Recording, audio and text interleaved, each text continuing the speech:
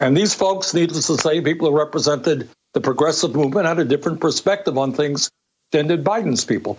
But there was serious discussion and I think a real honest effort to come up with a compromise. And I think the compromise that they came up with, if implemented, will make Biden the most progressive president since FDR. It did not have, needless to say, everything that I wanted, didn't have everything that Biden wanted. So what you just heard there was Bernie Sanders earlier tonight on MSNBC with Chris Hayes basically saying that if the task forces Joe Biden and I actually manifest as Joe Biden's policies, he's going to be the most progressive president since FDR, since Franklin Delano Roosevelt. Now, here's the thing. I don't really agree with Bernie here. I'm not sure I agree with him. And you guys know me, I was a big Bernie fan. I still am. I was a hardcore Bernie supporter during the primaries. But I will be open and honest when I disagree with Bernie, even if it's pretty rarely. And there's a couple reasons I disagree with him here. First, the big one is that if implemented is doing so much work. And I know what Bernie's trying to say, that Biden might not implement this, but he's not giving enough caveats here. And the fact of the matter is we have to assume, based on what we know about Joe Biden and the corporate Democratic Party and many of the Joe Biden donors, and frankly, most of the people that are going to have Joe Biden's ear if he does ultimately become president, they will not support even these compromise positions within the Bernie Biden task forces. The details can be found elsewhere. David Dole did a really good breakdown of the healthcare policy one. There are good things here, don't get me wrong. Bernie certainly has dragged Joe Biden's positions, at least in these papers, leftward. But I don't trust Joe Biden to actually implement them. The very least you could say, I suppose, is that when Biden breaks his promise, he's on paper breaking his own promises in a way that he wasn't before, because Biden basically has no policy. But there's nothing actually guaranteeing that, one, these policies even end up in the official Biden platform, because they're sort of just being proposed as glorified policy papers. But also, again, when he gets into office, even if he does have control of the House and the Senate and has the votes to implement policy, will he actually implement this? And I don't know if he will. I don't know if he will. I don't know if he'll actually make the changes. And further to that, it has to be said that on a lot of these, it's not even going all that far. Some people have noted, for instance, that it doesn't even include legalization of cannabis. It doesn't include that. It doesn't include something that a lot of people are seeing as a basic baseline right now in American society. But even on healthcare, it does include some improvements.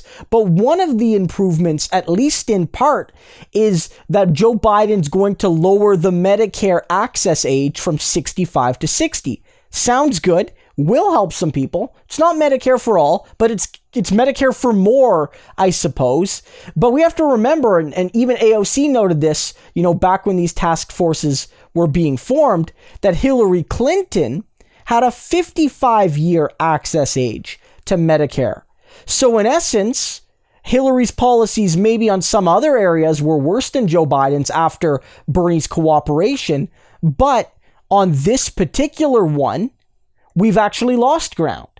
Joe Biden's proposing less for people in that 55 to 60 age range. And so from that perspective, we're actually further behind. So I don't know, either in the sense that I don't trust Biden, or either in the sense that nothing in this is actually so bold as to be FDR-like, that comparison is fair. There are good things here. If Biden does implement this, and again, I don't trust him, it would be among the more progressive platforms in American history. There's no doubt about it. But that's a very low bar, because America is historically a center-right to right to even far-right country, depending on the period. But the point is, nothing in there really tells me this is the fundamental new program. Public option doesn't do that. There's no real Green New Deal here. There's nothing like what FDR did with the New Deal that will fundamentally reshape things. There would be progressive movement if implemented. Again, if implemented, those words are doing a titanic job of holding up this entire argument. The fact is, I just don't see it as fundamental. But what's really interesting here is how the Republicans are already trying to share this around as if it's a bad thing. You know, they're doing their Oppo research, and some of their Oppo research accounts are saying, oh my God, if crazy Bernie Sanders gets his way with the Joe Biden platform, this will be quote unquote the most progressive president since FDR. As if that's a horror show, given that FDR, despite the fact that he did some things wrong, especially to Japanese Americans and others, was basically one of the greatest presidents in American history. Certainly from my perspective, has to be right up there, right near the top.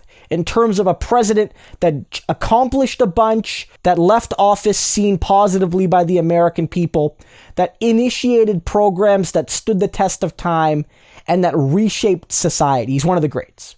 No, without a doubt.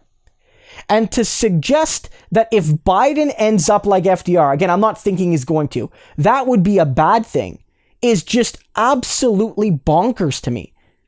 Do people remember that FDR won presidencies so hard they had to change the game after him?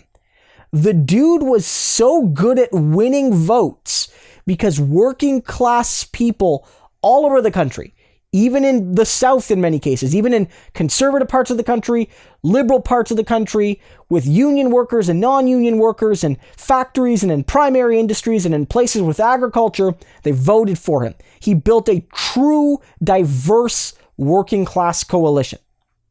And he won so hard, they had to ban anyone else from winning as hard as he did ever again through a constitutional amendment to ban FDR winning 3-peats, 4-peats. Simple as that. One of the greatest politicians in American history.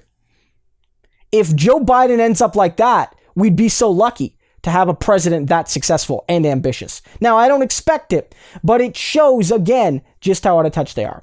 So, Bernie, I get what you're trying to do. I get that you're trying to put off these task forces as really meaningful and really impactful. And I hope they are. I don't think Bernie is lying to us. I don't think Bernie is going to the media to lie. I think he honestly believes that these are a really, really strong set of progressive policies and that he's hopeful they'll be implemented. But I disagree with you, Bernie, in that hopefulness being justified through any logic. And I also disagree with you in the sense that even if implemented in full, this really represents an FDR-like change to American society. It's maybe more comparable to Lyndon Johnson, but it might not even be that progressive. Biden's better than Trump, but let's not get carried away.